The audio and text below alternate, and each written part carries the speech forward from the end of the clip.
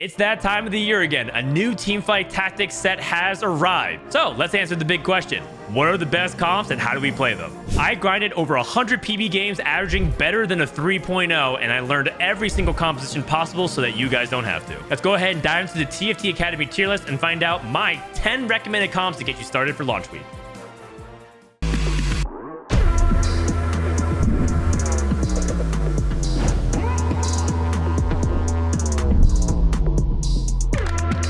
Before we begin, let's take a minute to briefly explain how to approach set 12. The main set mechanic is called charms, which are purchasable buffs in the shop that you get every 3 shops. If you played Hearthstone Battlegrounds, they're basically the same as buying spells. All you do is spend a little gold and you get something that's either temporary or permanent. As such, gold management is going to be an extremely important skill to master this set because you're going to need a little bit more gold on average to hit the comp that you want. Plus, you're going to want to buy charms that will help give you extra combat power. Sorry, Soju, Fast 9 with no gold before was pretty bad, but now it is extremely terrible. You can only buy 1 charm per round, though, so you can't just keep rolling and stacking multiple charms. And starting from stage 5 onwards, you get a charm every other shop instead of every 3 shops. And charms will scale in terms of how powerful they are the later the game goes. Here are my general rules for charms. 1, always buy the 0 gold charms early game because there's no downside for it and it only improves your chances of winning. The only times you don't is if you're intentionally trying to lose streak, but even then you can take some of them. 2, if you're about to go on a big roll down, try to buy an econ charm so that way you can make your shops more efficient.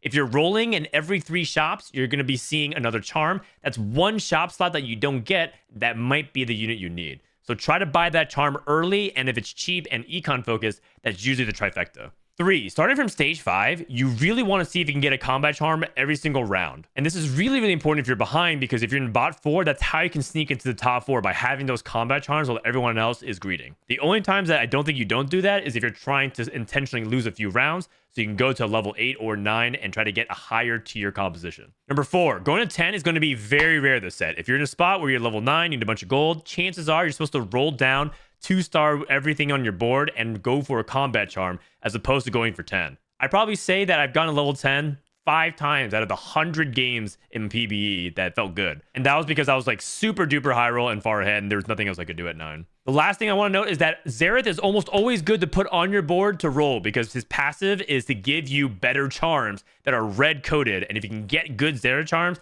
that'll often just win you the fight. And there's plenty of ways to manipulate and min-max charms, but I just want to get you guys started before we jump into the tier list so you understand exactly how to approach it philosophically. Let's go ahead and get started. The number 1 comp that I think people should be paying attention to is Kassadin Multistriker Reroll. Multistriker is a new trait that gives you a chance to trigger 2 additional attacks, meaning that you'll attack 3 times. So that triple attack is really powerful if you are able to ramp up a lot of damage on Kassadin in particular, because Kassadin gets bonus magic damage for his attacks, and it continues to stack every single time he casts. And so that's why people want to put a lot of things like Rage Blade and Archangels, because as you continue to ramp, it's like a double, triple scaling aspect of Kassadin that becomes really hard to kill towards the second half of the fight. The most important breakpoint is 7 Multistriker, because then you're able to heal 3% max HP every attack. So it's kind of like having another Bloodthirster or another healing item on your carry. Going back to this build in particular, you see Kassadin really likes Rage Blade, Bloodthirster, and then the third item is often Quicksilver. But if you do get a Banshee's Veil, which is a really powerful support item that gives you crowd control immunity so you can't get stunned, you can go for another item like Archangels instead, or just something else that makes sense for Kassadin. Edge of Night, for example, can be another good defensive item for Kassadin to make sure he doesn't get locked onto aggro.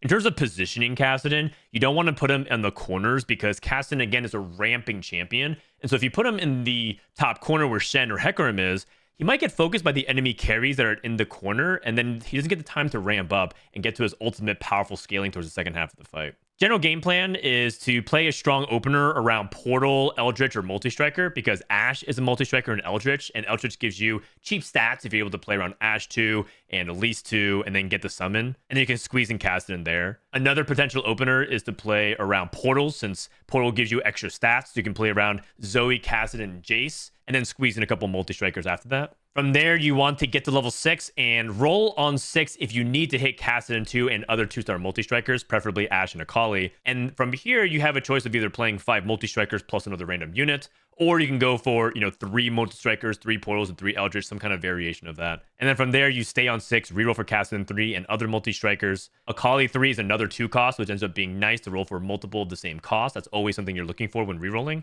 Sometimes you end up just getting Jax 3. You can give him things like, Shred and Anti-Heal to help support Kassadin. And if you do end up hitting Kalista and somehow getting 7 Multistriker, either by getting an early Camille some way, or maybe you get a Multistriker crown, then you can level to 7 a little bit earlier before you hit Kassadin 3, but you have to be kind of close to Kassadin. Otherwise, you're just reducing your odds and your gold efficiency is going to drop dramatically. And so I wouldn't do that unless you have like 7, 8 Kassadins and you still have some gold to roll. You can think of Multistrikers very similar to Duelist. If you played the previous set 11 Inkborn Fables, Duelist was predicated on having a strong 2-star opener around like Darius and Kiana. It's kind of similar. If you have like Ashe 2, Jax 2, and like a Kassadin or Kassadin 2 with things like Keepers, good support items, or even the support golem, which is really strong, then you can think about playing this line. Also, good reroll augments like March of Progress is always good, especially March of Progress that helps you get to level 7, because inevitably you want to roll for 4 cost and squeeze in those traits. One augment I want to give a shout out in particular to is Anger Issues. This is a very fun new augment which transforms all your present and future items into Rage Blades, but they also give them bonus stats to compensate for it, and it gives you armor, magic resistance, and 80 in AP. Kind of like you're playing Titan's Resolves onto these units that have Rage Blades. The one thing that you're lacking is healing and sustain, but that's what you get through 7 Multistriker. So Anger Issues ends up being kind of like everything. You get defensiveness, you get offensive stats, you get attack speed, and you get a little bit of healing with Multistrikers. It's very, very fun. I do want to give a shout out to Hecarim as well. I think Hecarim 3 can be good, but he is probably one of the hardest units to 3-star because his traits are going to be very versatile and splash into a bunch of different comps, which we'll probably explain throughout this video. So I don't expect Hecarim 3 to be something you can get very often, but if you can get him and you're playing things like Anger Issues or just finding ways to itemize him, he can be very devastating in this comp. By the way, there is a variation that people are also starting to play, which is Ashe 3, and you give her basically the same thing as Kalista items like Rage Blade, Last Whisper, and like a Death Blade, Giant Slayer IE type of item. And then you have her carry with Jax, and then Jax ends up kind of tanking. Ashe ends up carrying a lot. You push levels and you go for Kalista. It's more common to go Ashe Kalista duo, and you're not really playing Kassadin 3, Akali 3. And so it just shows you a third variation that you can play multi-strikers, which is really cool. Multi-strikers are multifaceted. Ashe 1-cost reroll, Kassadin Akali 2-cost reroll. Hecarim is a 3-cost reroll variation. You could even play Kalista, so a 1, 2, 3, 4, which is really cool for a reroll line. The second composition that I think is going to be really strong is a reroll / 4-cost flex line of Pyro Blasters. We call it Pyro Blast for short, which is a cute name because in the end, it does really matter a lot about having things like a Pyro emblem. If you can get to 5 Pyro, it's very, very good. But at the same time, you do have some flexibility. You could choose to go for a fast 8 play and go for Varus items, which is Last Whisper, IE, and GS, just a lot of swords and bows. Or you can choose to stay on 7 and reroll for Ezreal 3, Hui 3, and Shen 3 and try to go for all the 3 costs while having, Varus take over leftover items and play kind of a cheaper board while maintaining your tempo if you have those reroll augments. The nice thing about this is that they actually buff Smolder right before the live patch launch. Smolder is very, very good with Pyro Emblem in particular, and that's the person that you want to itemize. But if you do end up staying on 7, you probably don't end up playing things like Akali nearly as much, and you just try to play 4 blasters plus good frontline, which is probably going to be a combination of 2 shapeshifters or maybe bastions with Shen. In the same way, 2 blasters is not very strong currently in the set. They might buff that later on, but you generally want to play 4 blasters almost always because of how much damage amplification that you get in the set. And so no matter what kind of core backline you're playing, like Ezreal Hui or just Varus Fast 8, and with some support blasters, always try to get 4 blasters if you can. Hui is an AP carry, so that's actually nice since Ezreal takes all the AD items like swords and gloves, and Hui takes a lot of like the tears and the raws, so it ends up being really good. In terms of the opener, it might look a little bit weird. We don't have any blasters whatsoever for like an early comp recommendation, but part of it is because we feel like Neela ends up being like a really good early holder of things like Last Whisper, Infinity Edge, and Pyro Emblem. And the other element that's really important is Pyro. Pyro is a team-wide attack speed buff that gets stronger the more kills you get throughout the game. So for each kill, for every fight, and it doesn't matter who kills it, it could be any unit on the board, your Pyro champions get a Cinder that you just go and walk around and collect at the end of the fight. And for every 4 Cinders, you permanently get stacking attack speed. And so for that reason, it's important to scale your Pyros early game. And so getting those stacks can be really impactful. One other thing to note is that dragons with Shyvana and Smolder do end up giving you a burn effect. So if you do end up playing a Smolder Shyvana variation, you don't actually need things like Sunfire and Morello nearly as much because it's built into the trait, so you get a little bit of item efficiency there. But Ezreal's like a really good holder of red buff, so it's one of those things where if you play Ezreal Hui, maybe your front line is just not including Dragon whatsoever, and then you just play like other tankier units, so you have some flexible options there. Karma is the most flexible AP carry in the game, and all you really have to do in the game is play 4 Chrono, and that's pretty much it. You don't even necessarily need Incanter as part of her traits because Incanter is just a small little AP buff that ramps up over time, and you can actually make that up in a bunch of different ways. There's a lot of traits in the game that just give your team ability power, and you don't actually need Incanters to make that happen. Not to mention that Chronos itself is a trait that gives you a lot of AP, so you don't really need too much of it. And the reason why 4 Chronos is so good is because you get to freeze time for 2.5 seconds, and Karma gets to still shoot. And so there's a lot of clutch times where you can stop a bunch of enemy teams from being able to pull off their CC chain or their crazy abilities, and you freeze time while Karma wails away and destroys everything in the backline. Karma does have weaknesses though. For one thing, she's a burn dot carry, dot meaning damage over time, so she kind of like whittles things down.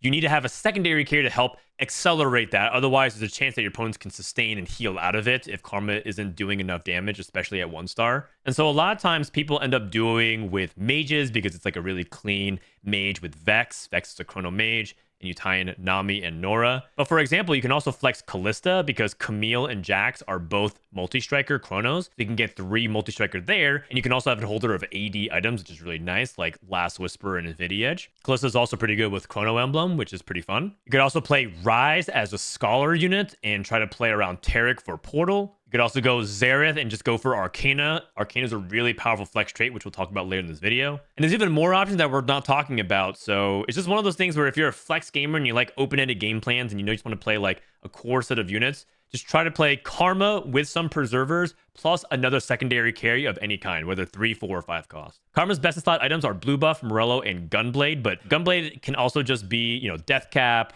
Archangels, Jewel Gauntlet, like any kind of other damage item. Blue Buff and Morello are core though, so make sure that you end up giving those items to Karma. One thing I want to shout out is Blighting Jewel on Karma is very good if you find that artifact somehow. That's more for like once you get more familiar with the sets, so don't worry about that too much. And your front line that ends up holding items a lot of times is Rakan, but if you end up getting stuck on Rakan 1 and you're playing like Vex 2 or whatnot, just put items on Vex 2. Just make sure your front line is good. If you're brand new to this set and you're wondering why we have so many units on the board, Yumi's not actually a unit. She's a support unit that's half of Nora. Usually you have to attach Yumi onto a unit similar to Summoner's Rift, or if you remember Fated Link from the previous set in Inkborn Fables, you have to grab Yumi and hover over a unit to buff it. In this case, we buff Karma because she wants the extra stats and offensive ability to kill your opponent. Early game suggestion, just try to play around Honeymancy. Honeymancy is a very good AP opener core, and Ziggs is the best blue buff holder early game, so just have Ziggs be your item holder and then flex around that. And then just eventually add in other units while collecting Chronos. You don't have to necessarily just play every Chrono unit immediately. You can hold on your bench, transition to level 8, and go for a Karma board. If you're playing this composition, you definitely want to have 1 tier to start. I wouldn't play this composition if I just have like a Rod because it's kind of hard to get blue buff.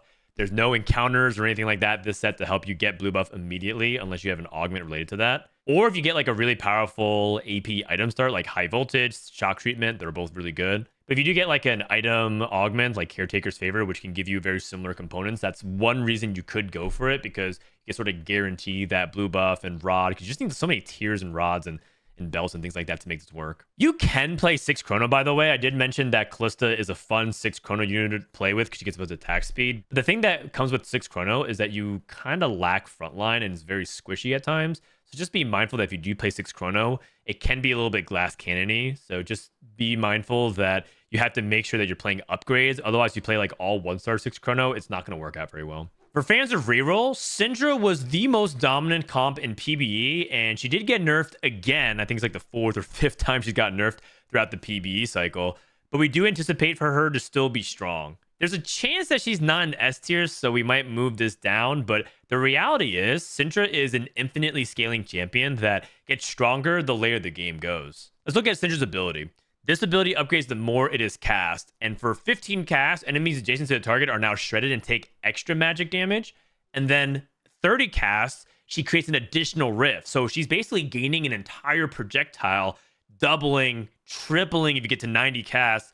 Very, very powerful scaling throughout the entire course of the game, and that's what makes her really insane. Her ability also shreds, which means that you don't have to prioritize Shiv or Spark or Magic Shred nearly as often. And the cherry on top is Syndra actually gains permanent stacks on PV rounds. So at the end of stage 2, the end of stage 3, even in stage 1, if you get it dropped early, those extra casts count permanently. So you have the ability of stacking her throughout the course of the game. You're very clever about it. You can weaken your board, stall out those fights a little bit longer and get an extra stack. And so this unit is just so bananas. And then you throw in the fact that Cassiopeia is another 2-cost incanter, so it gives you something else to roll at 6/4. And she also is really fun in her own right. She scales off of Rage Blades, and you want to build her similar to Bard from the previous set. You want to have double Rage Blade and Gunblade to help sustain that front line. And you can watch both of these incanters go crazy and destroy a ton of front lines. There's a pretty good chance that if Syndra still remains popular, you're going to be contested. So you probably can't go for both Syndra and Cassiopeia every game. It might be a situation where someone goes for Cassiopeia as their primary carry and you go for Syndra or vice versa. If you do end up playing one or the other, try not to go too crazy by prioritizing backline items, because I have seen people go Syndra 3 items, Cassio 3 items, and have nothing for the front line. So just keep that in mind. Syndra's best in slot is mana generation items, Shojin, Nashers, and Jewel Gauntlet ends up being good because you get so much AP through her adjacent traits. But you could also go for a second Shojin. I've seen things like blue buff and Shojin Syndra because you just want her to cast as many times as you can. And then we talked about this before early in the video, but in case you skipped to this part, Nico 3 is the best unit to itemize here over Swain 3. But if you get Swain 3 and Nico 2, you probably itemize Swain 3. Good augments for this composition. Anything that helps you reroll, so March of Progress and Prismatic Ticket are really good. Learning the spell is really powerful because you're likely to get early Cassio or Syndra and help scale their AP. Anger Issues is surprisingly really good because obviously it's good for Cassiopeia since she wants Rage Blades, but Syndra generates a ton of mana through attacking, so stacking Anger Issues onto her can be very, very good. And then other things that are just generically powerful too. Blossoming Lotus is the new version of Jewel Lotus that lets your ability crit, so it kind of has a Jewel Gauntlet on your entire team. Things like Pumping Up gives you attack speed that you want, and Defensive Arts just gives you a Syndra and gives you a little bit of utility by dazzling your enemy opponent. We have an example of Nico and Swain 3 here, but the reality is your front line could be anything as long as the stall is long enough for Syndra to kill everything. It's just that this ends up being a really convenient link because Nico's a Witchcraft unit that scales with Cassiopeia, and you're likely to play things like early Eldritch with Elise, and so it's a really easy bridge there. But I will say that this is one of my favorite reroll comps they've made in quite some time. It's very satisfying to watch a late game scale Syndra and Cassio to go crazy with her attack speed. Witchcraft Flex, we call it Toil and Trouble, is centered around Fiora and another secondary carry. Right now, the best Witchcraft emblem holder is Karma, and that might change because they did actually nerf Karma slightly before PBE ended, and so we're not entirely sure if Karma is still the best, but for right now, ends up being really good. And that's because for Witchcraft, at 6 Witchcraft in particular, they take bonus true damage from witches, and Karma tends to apply all across the board and making them very vulnerable for Fiora to clean up. So it's a really good 1-2 combo. I do want to note that if you do play 4 Witchcraft, it heals the lowest health witch for 18% of the damage taken. So that ends up being a really important breakpoint. Whenever you're playing Fiora, you at least want to have 4 Witchcraft because she often will be the lowest health witch, and she ends up taking a bunch of damage from that. Another thing too is I think Zoe and Poppy are fantastic early game. They're some of my favorite units to hold because they're very good at killing units and preserving HP, and because Zoe has really good traits, not just Witchcraft, but also Portal, so it gives you early game tempo. And you can have like Neela, Akali be the warriors that hold your items. Speaking of warriors, you might be noticing, why aren't we playing warrior for Fiora? And that's because warrior itself as a trait is not that impressive. If you activate 2 warrior, you get 10% Omnivamp, and you get 10% bonus damage that doubles below 60 HP. And while that might seem pretty good, this is basically the equivalent of like a silver augment that gives you healing. If you remember Harm Assist or Celestial Blessing in the past, it's kind of like that, and it's okay, but it's nothing that moves the needle significantly. And you can actually compensate by that through your augments in other ways. So if you get like Bloodthirster plus 6 Witchcraft, which by the way includes that healing on the lowest witch, and you also get some other ways to get Omnivamp, you don't really miss that warrior that much. That being said, you can actually have Fiora and Gwen duo carry. So another Witchcraft holder that's really good with Karma is Gwen. Also, Rise can be good as well. If you end up duo carrying that, sometimes splashing the warrior can be worth it. The secret star of the composition isn't necessarily just 2-starring your 4 cost, but also hitting Nico. Nico is a fantastic tank. She might be the best 3-cost frontliner tank in the game. She just kind of does it all. She heals and sustains a lot of damage. She also stuns enemies, and she actually deals a reasonable amount of DPS. So she can win fights at the late stages of the game. I just think Nico is just going to be one of those 3 costs that's always good to play on your board at 1, 2, and obviously 3-star, especially on Witchcraft boards. Best in slot Fiora is Bloodthirster, Titans, and Stairs Gauge, but that is a little bit heavy emphasis on like swords. So if you are missing one of these items, you can definitely flex them. Hand of Justice, for example, could be played here, or even Last Whisper if you really want to get shred on your team. The thing about Fiora is that her ability actually has her wind up and sometimes dash through units. So you don't actually need to build the Edge of Night on her. I do see a lot of people play like Not Today on Fiora, which can be okay, but Fiora doesn't actually need that nearly as much. Instead, I would probably prioritize things like Quicksilver on Fiora, so that way she can be immune to CC if you want to give her a defensive item. Other augments worth considering: Potions is really good for Witch Curses, so they last forever instead of temporary. Unleash the Beast ends up being a really powerful item tempo augment that's good for Neela and helpful for Fiora. And I want to give a shout out to Reinforcement, because the difference between hitting your 4-cost 2-stars versus not is massive when you're playing such a heavy emphasis on the trait and a 4-cost. So Reinforcement into Fiora or Reinforcement into Karma with Witchcraft Emblem / Gwen / whoever else you're playing is really, really clutch sometimes. If you love Ginsu's Rageblade and simple comps, look no further than Bastions Kalista for being a very effective 4-cost to play around, and it's also super fun. The concept is Bastions are just your tanks, and they have a very hard front line to kill, and you just scale with Rageblades in the back to get infinite attack speed and just have Kalista go to town with multi-strikers activated. And that's because Hecarim is a Bastion plus multi-striker. You link it with Kalista, and then Akali ends up being a multi-striker with Pyro, and Pyro gives you team attack speed, so ends up being good with, Shen and linking that all together. The final version of this composition that we show has 4 Fairy and 4 Bastion, but a lot of times you're going to play 6 Bastion because it's very cheap. A lot of the Bastions are low cost. You're thinking about Nunu and Poppy on top of the units that we have here. So you can just link very easy early mid game. You just play like 2 Bastion and then multi-striker, then you play 4 Bastion, then you play 6 Bastion, and then you slowly but surely level up for 5 costs like Milio and Xerath, get the Arcane Charm, and then just win the game that way. I will say though, if you like flexing, you can definitely scale down the number of Bastions. Instead of playing 6 or even 4 Bastion, you can go down to 2, play really powerful units. Let's say you hit shapeshifters with Nico and Briar, and then you also hit like another strong backline carry like Rise. You can tie in like Scholar with Milio. You can do like a lot of different things with Kalista. It's just that this is a really simple, effective one that works even at high level. It is pretty expensive though. As you notice, there's 3 4 costs and 2 5 costs in the ideal final version. So taking Econ augments is really good. We're looking at Raining Gold, Slammin, and Epoch. Attack stuff is really good as well. You have my bow pumping up. And Anger Issues for the similar reasons we talked about before, where you play around Kalista with multi-strikers in Kassadin. You can also justify Anger Issues with Kalista and flex accordingly. Ashe is the best early game holder, and you might notice that we have like double Rageblade on Kalista for multiple reasons. One, I think that does the best in the data, and that could be skewed by how good Anger Issues is. But if you do get multiple Rageblades, you could always put like them on Milio, because it ends up being really good for Milio to scale him. And then things like Last Whisper go on Kalista instead. You do want the Fairy Crown to be on Kalista though, because you need to deal damage 12 times. It's an important distinction, because I used to think that this was deal damage or take damage, kind of like Titan's Resolve.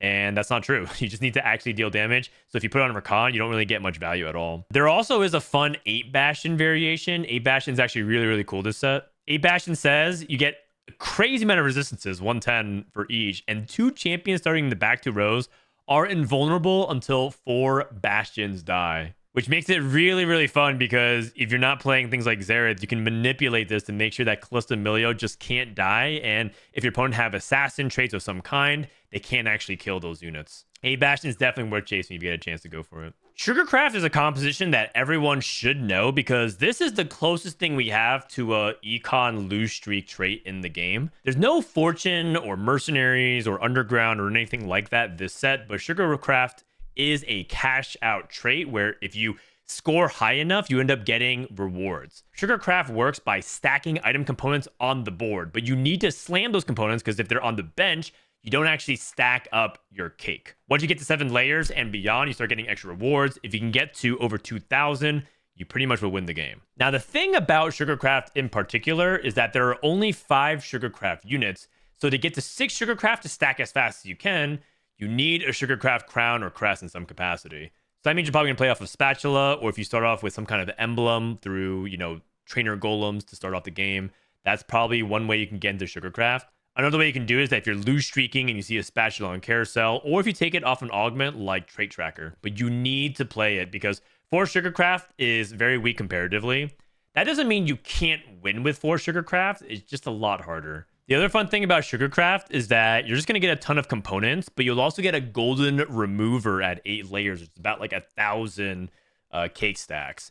And so you can slam items and be very flexible with it, but you also have an opportunity to move those later. So don't feel like you're completely doomed if you miss on that. And then you also get duplicators while also getting a Masterwork upgrade, which increases your unit to be a radiant item. And then you get Tactician's Crown. A lot of times your early game is going to be pretty slow because it's just hard to win while stacking so many Sugarcrafts. A lot of times you might even be stuck on 2 Sugarcrafts instead of trying to go for 4. But you try to play around like Jinx, Kog'Maw, Blitzcrank, maybe play Honeymancy instead of 4 Sugarcraft and try to preserve HP. The thing about Sugarcraft is you don't actually get anything by losing, so you always want to try to win streak if you can. Always take Gwen off carousel because the faster you get to 6 Sugarcraft, the better. And also Gwen's a pretty good unit, very flexible with items.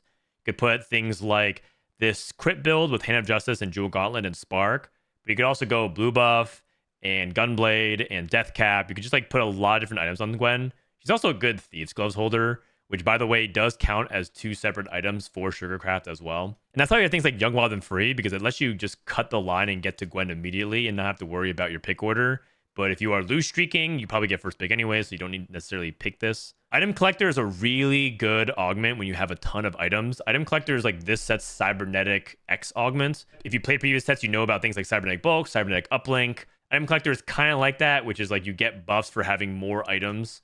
Except this one is based off of how many raw components you have because it scales the amount of AD and AP you get. It is a very fun trait, and so I do encourage you guys to try it, but it is also something that if you're not careful about, you can go 8th very easily, and you're going to be like, Sugarcraft even good? It's pretty bad.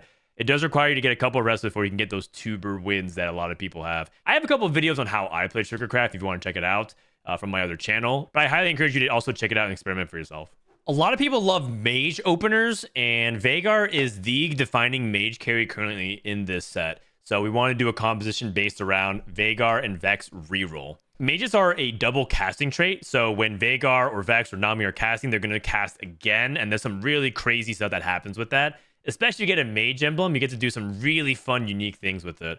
This set, you're going to be playing around Viegar and Vex as your 3 cost, and you want to reroll on 7. Viegar wants blue buff, Jewel Gauntlet, and ideally Gunblade to heal the Vex, just to keep that front line sustained. But you can also just go like Nashers or help Viegar cast a little bit faster. Viegar has also infinite scaling. With every charm you buy, he gets 3 ability power, which might not sound like a lot, but if you look in the late game after you bought 10, 12, 14 charms, you start to be like, oh my god, this Viegar actually has a ton of AP and is doing a lot of magic damage. And that ends up being the reason why things like Jewel Gauntlet and Gunblade is so powerful on him, because you already have that base ability power to multiply off of. There's a couple different ways you can build this board. You don't have to go for 5 mage. You can also play Vanguards if you end up hitting things like Tom Kench and you want to go for Mage Mordekaiser and do some really fun stuff there.